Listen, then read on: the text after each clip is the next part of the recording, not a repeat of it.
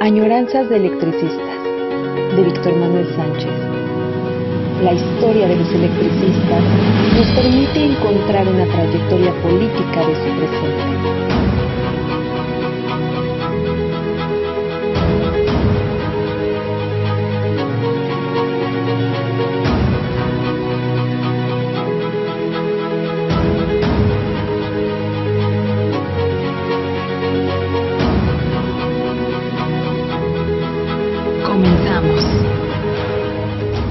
Bueno, de nueva cuenta es lunes en Añoranzas de Electricistas. Continuamos con esta historia sobre el Sindicato Mexicano de Electricistas.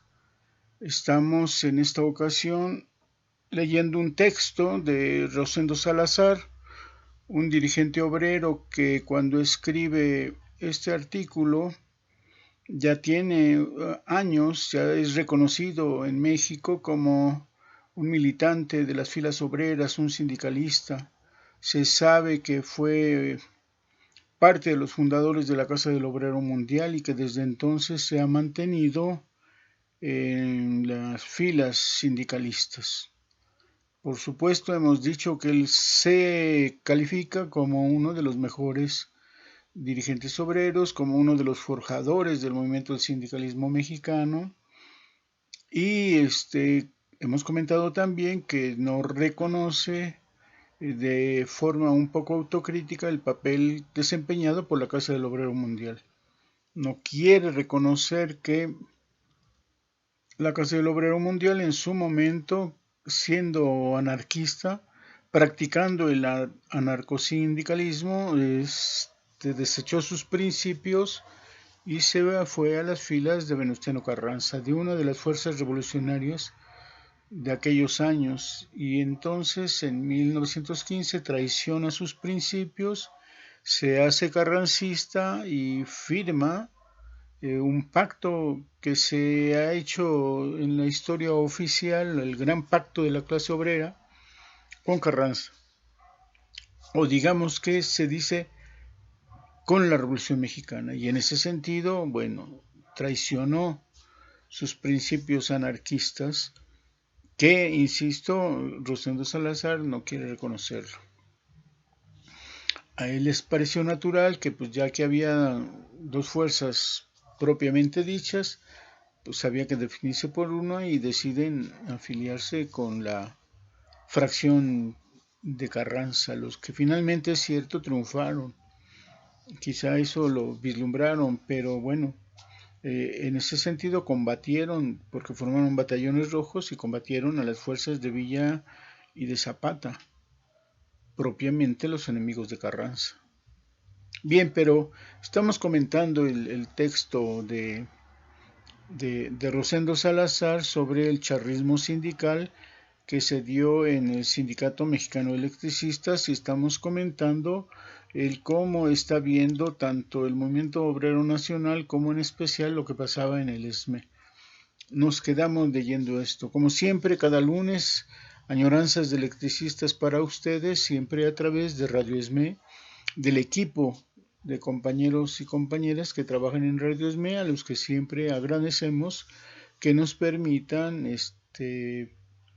salir a través de sus propios equipos, de su interesado trabajo y de su ocupación decidida para que Radio ESME siga durante estos meses ya de pandemia, continuar con su trabajo eficiente, productivo, podríamos llamarle. Bueno, nos habíamos quedado entonces en una parte del documento de Rosendo Salazar, volvemos a decir, está hablando del charrismo, de lo que sucede en el ESME. Acababa de decir que se estaban disputando las elecciones nacionales y que había logrado detenerse la aprobación en la Cámara de Diputados de la designación del secretario general para aprobarlo como representante de estas pasadas elecciones de julio, ¿no? Estamos hablando de julio, en especial de julio del 52. Y hablando de este charrismo sindical, dice Continuaremos con el texto de Rosendo que dice enseguida, ya lo habíamos dicho, pero para retomar el asunto, en ningún campo se abusa tanto del proletariado como en el sindicalismo, de manera que, cuando no son los explotadores políticos son letrados, y cuando no son unos y otros en mancuerna son los líderes y sublíderes que como bíblicos lirios hemos dicho en otra parte que ni hilan ni trabajan. Y no es que los tengan los obreros, y no es que ellos se han trepado, en realidad se han trepado siguiendo distintas corrientes agitadas y no muy limpias de la política tanto nacional como internacional, accesibles a los pícaros, puestos de los cuales es difícil de echarlos, ni sustituirlos por tener en su favor la cláusula de exclusión legalizada por el general Abelardo L. Rodríguez. Es más fácil, dice Rosendo, cercenarle la cabeza de sus hombros a un presidente de la República que extirpar a un líder de un productivo sindicato obrero. Se puede sin remordimiento afirmar que en ninguna parte de la orbe existe la inmoralidad que predomina entre los líderes de México, misérrimos ayer, hoy potentados. ¿De dónde si no es succionando a las masas incautas? Entonces, Rosendo Salazar insiste en que México es un país especialmente dado para propiciar el charrismo, para que se hagan incluso, como dice él, potentados. Fueron miserables, vivían en la miseria y hoy son potentados. Juan José Rivera Rojas es visto por una de las revistas de mayor circulación que tienen en la Babel de Hierro como el hombre mejor vestido de América. Bien están las actitudes y pretensiones elegantes, pero es que a la luz de la revolución y de la contienda emancipadora chocan con la índole de una y de otra. Yo creo que modestia y sencillez son buenas prendas para guiar a las multitudes. Lo que solicitan los líderes del Sindicato Mexicano de Electricistas concretamente es que en la Cámara de Diputados se aplace el expediente, el estudio de Juan José Rivera Rojas para volverse a poner en cartera cuando quede libre de los cargos que le hacen sus compañeros. Nada más sensato y más democrático, ¿no? Si se le diese la oportunidad a Rivera Rojas de eludir cualquier responsabilidad, es seguro que el Sindicato Mexicano de Electricistas, poderosa agrupación, aunque no sea más que una tantas en el concierto de las agrupaciones sindicalistas de México, se considera profundamente desairado. Recibiría el bofetón de su vida y quizás resolviera su autonomía del PRI, lo que no sería lamentable ni un mal precedente. Como comentábamos, están los asuntos de las elecciones, de validar quiénes son diputados, senadores, y se trata de detener el debate del momento que sería con la situación de Juan José Rivera Rojas. Continúa Rosendo Salazar. No se trata de nulificar el acto electoral por el que se considera designado Juan José Rivera Rojas. Tampoco se refiere a la cuestión de dar acceso al PRI en las disputas internas de los sindicatos obreros, sino que se desea solamente que a tal líder no se le dé la investidura de representante del pueblo porque esto dificultaría la investigación que está llevando a cabo el honorable grupo de trabajadores solicitante. Es directo y dice, si le dan la aprobación, adquiere fuero y nada se le podrá hacer. Y bueno, este es el artículo de Rosendo Salazar sobre ese épico movimiento que como vemos aquí apenas sigue y continúa realizando las bases obreras del ESME. No me había dado cuenta y ya se acabó. Entonces, como todavía nos queda tiempo para este programa, vamos a tratar un tema muy interesante que alguna vez hemos comentado y que pocos conocemos. Recientemente, bueno, de unos 2, 3 años para acá, incluso desde el problema de la extinción en compañía de luz, Pablo González Casanova ha estado analizando lo que sucede en el movimiento obrero y en especial el caso del Sindicato Mexicano de Electricistas. En los hechos, cuando se crea la nueva propuesta de la nueva central de trabajadores como una nueva central general de sindicatos en México, y en este caso, si se considera como tal, habría la CTM, que al parecer está en suma decadencia, estaría la UNT, que alguna vez hablaremos de cómo se formó la UNT a través de una propuesta e iniciativa del propio Sindicato Mexicano Electricista. Ya comentamos una vez en una añoranza que para bien o para mal, todas las centrales obreras importantes del país han estado, ¿no?, de la mano, en el puño y de la fortaleza del Sindicato Mexicano de Electricistas.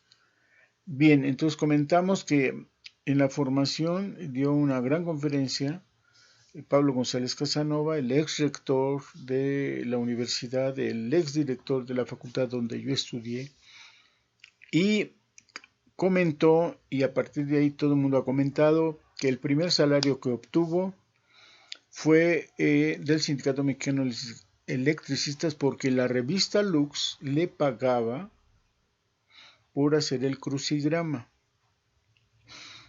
Yo he tratado de buscar los crucigramas y hay una serie, hasta el 40 hay una serie de crucigramas que no tienen nombre.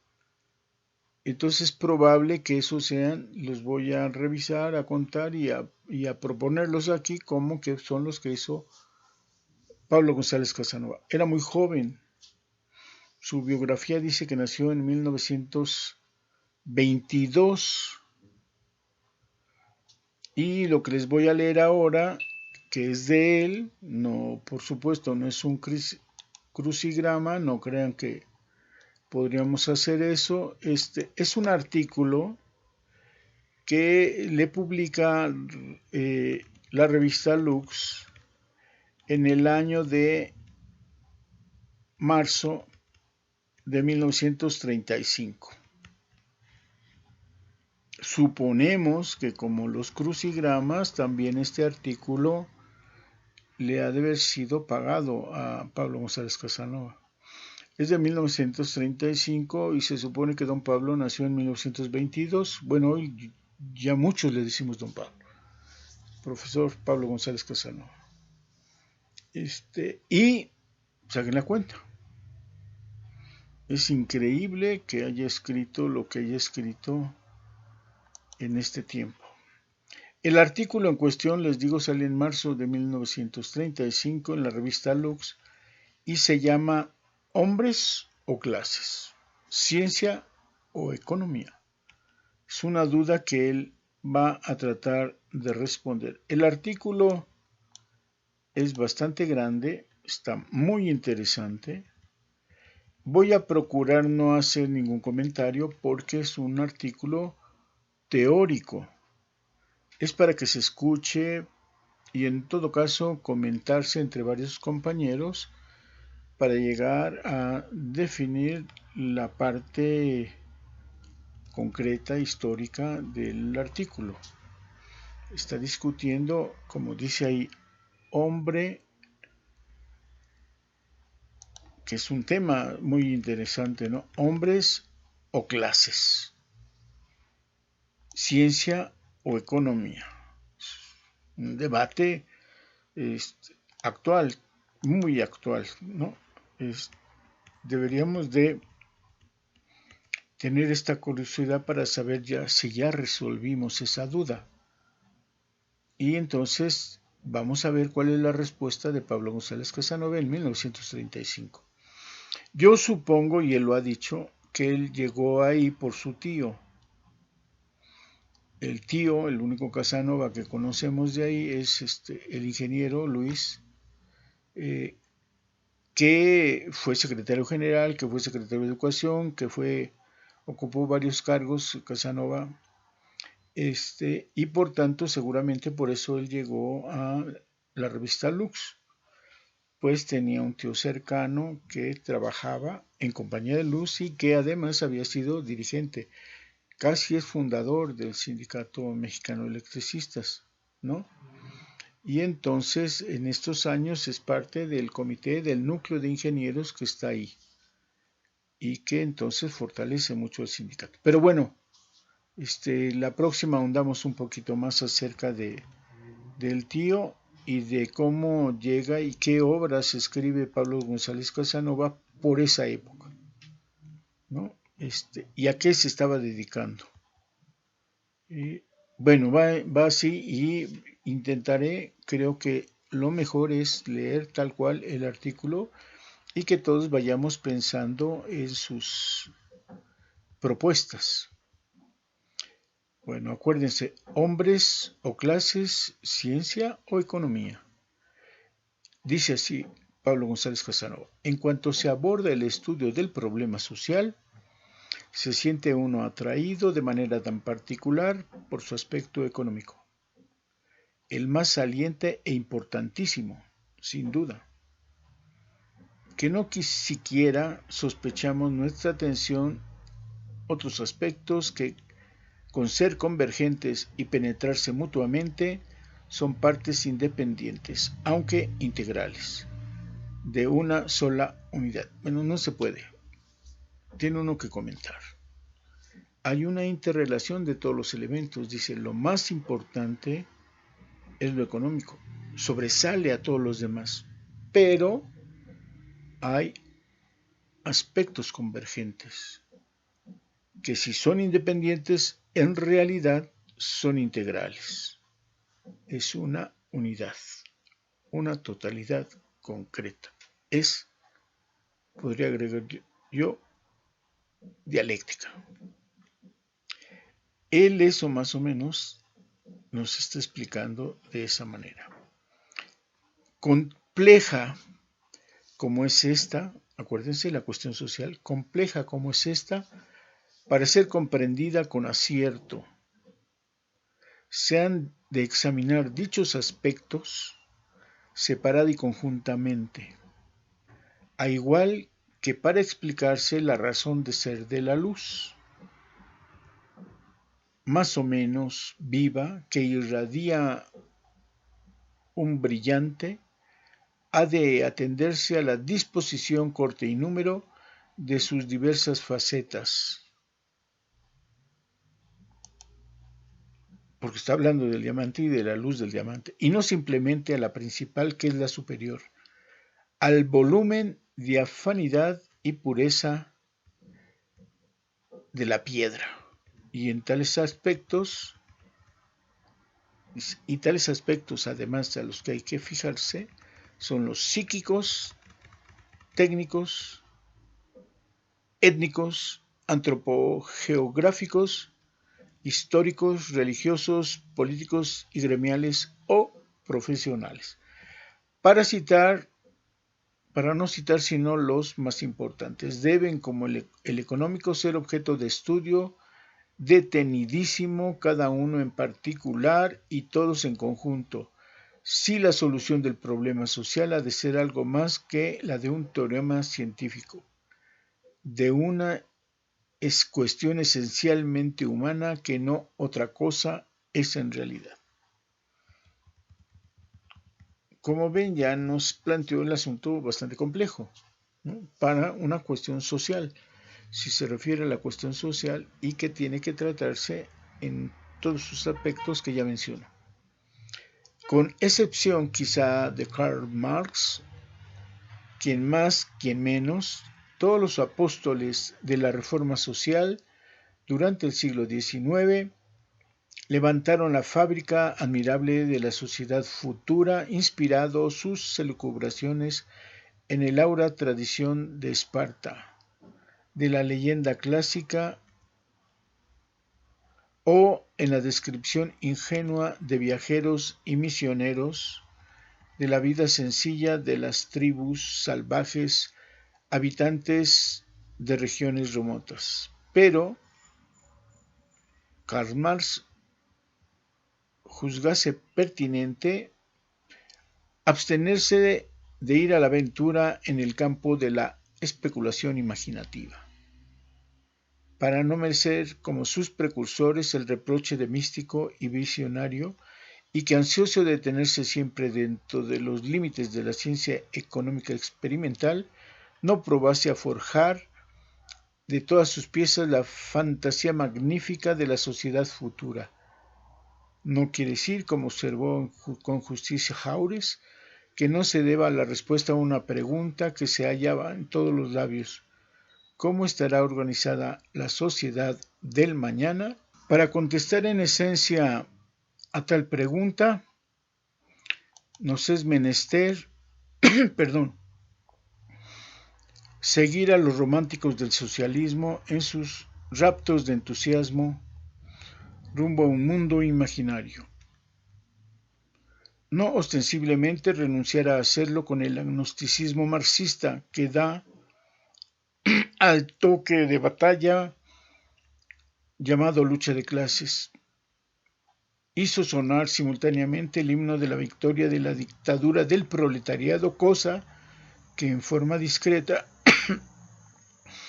es también una promesa para el futuro, una esperanza de un estado de cosas mejor. Solo que se deja a cada quien en libertad de imaginarlo a su antojo, según sus inclinaciones, y concebirlo a medida de su fantasía.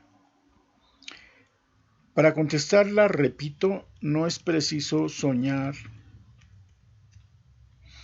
con el surgimiento de una humanidad nueva y mejor, ni anticipar la victoria de una clase, llámese capitalista o proletaria,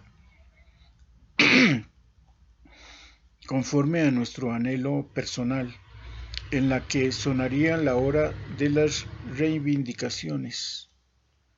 Para ello, basta considerar fríamente lo que es hoy y lo que ha sido siempre la humanidad. Y una vez que nos hayamos convencido de que difícilmente llegaría a ese desideratum de perfección, soñado por algunos idealistas y que es demasiado simplista y meramente relativa su división en dos clases antagónicas para admitir que alguna vez fuese posible el triunfo absoluto y definitivo de cualquiera de ambas, entonces comprenderemos que contestar a esa pregunta importa considerar el aspecto humano de la cuestión y reconocer que la solución del problema social es inseparable de la concepción de la justa de la vida, que es energía, acción, lucha, movimiento irreductible a una incógnita quietista. Así pretendan sujetarla a un símbolo religioso o a una teoría matemática o misticismo de la ciencia. Ejemplo de lo primero, de todos conocidos, es el cristianismo y su evolución milenaria, de simple comunidad de desheredados que denunciaba como enemigos de Dios y del pueblo a los fariseos republicanos ricos, que eran las clases de entonces, y con el transcurso del tiempo hubo de transformarse en un poder temporal convertido en el más celoso defensor de los intereses que había tocado en su origen y en detentor principal de la riqueza, que en un principio declaraba bien común a todos los hombres. Es decir, dos cosas. Una concepción, parte de él, dice, más novedosa, no tan quieta como la lucha de clases, proletariado o burguesía, sino que la cuestión humana es más compleja. Y la crítica a lo religioso, a que todos los que consideraron enemigos de Dios, fariseos y ricos, se transformaron finalmente en eso que estaban atacando. Si hubiera de hacerse un balance de los beneficios con que colmó a los desiderados y de las exacciones de que los hizo víctima, el saldo sería decididamente a su cargo.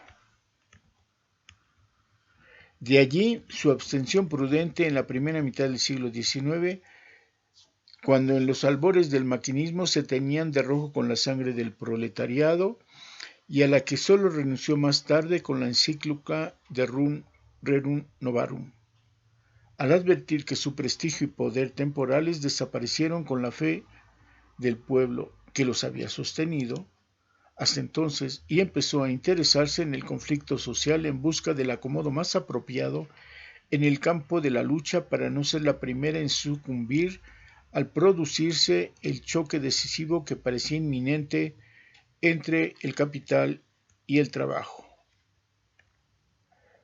que con su credo religioso no es equiparable ni por su doctrina, ni por su acción, ni por sus afectos a los que una teoría científica socialista, el marxismo, pongamos por caso, es cierto. Pero la causa original de la viabilidad, realización y proselitismo que tienen en común, el primero en casi todo el mundo, en el nombre de cristianismo, la segunda en Rusia y aún fuera de Rusia, con el bolchevismo, leninismo o marxismo, ha sido y es idéntica. Es decir, la búsqueda de la viabilidad común. Es decir, ha sido y es idéntica la esperanza engendrada en el ánimo de la masa por la miseria y el dolor que padece, ya sea, como hace 2 milenios, vaya su fe a la palabra de un carpintero y sus amigos que le prometen la redención por el advenimiento de un Mesías divino, ya que, como sucede ahora, la ponga en el grupo de intelectuales que le prometen su emancipación por el triunfo de la doctrina socialista económica. Aquel por la oración y la paciencia, esta por la evolución o la revolución, en cualquier caso, promesas de futura felicidad. Si se dan cuenta, Pablo González Casanova está contemplando la cuestión social en sus aspectos del momento, 1935, donde, por cierto, en México, con la venida de Lázaro Cárdenas, el asunto del socialismo se reivindicó, se discutía. Hubo un gran debate, por ejemplo, en la universidad entre Vicente Lombardo Toledano, que empezaba a dar clases en la preparatoria, y Antonio Caso, que ya era un maestro formado y hecho en la propia universidad, sobre la viabilidad de que era el marco general de la universidad, el idealismo o el materialismo. Y esa discusión del perfil universitario se discutió por esos años. Entonces, en este ambiente y con esas consideraciones, Pablo González Casanova está debatiendo el propio asunto, ¿no? El hombre o las clases. Quiere decir esto que en cuanto entra el terreno de la experiencia guarda igual fracaso a la ciencia que el sufrido por la religión. Hemos de desesperar de llegar un día al reino de la justicia y, abandonándonos a un pesimismo fatalista, renunciar a nuestra ambición ingénita de equidad y bienestar y desistir de la lucha. Seguramente que no, pero al igual que un estratega avisado, discurre la manera de atacar al enemigo por diversos lados. Nosotros, si queremos ver resuelto el conflicto social, hemos de abordarlo no única y exclusivamente por su aspecto económico, aunque sea el más saliente y fundamental de importancia, sino que también por sus demás aspectos, psíquico, étnico, histórico, etc., los que ya nos mencionó antes. Por tanto, él dice, no son dos visiones, no es la religiosa, no es la exclusivamente económica, sino que tiene que ser integral, compleja, diversa, en movimiento.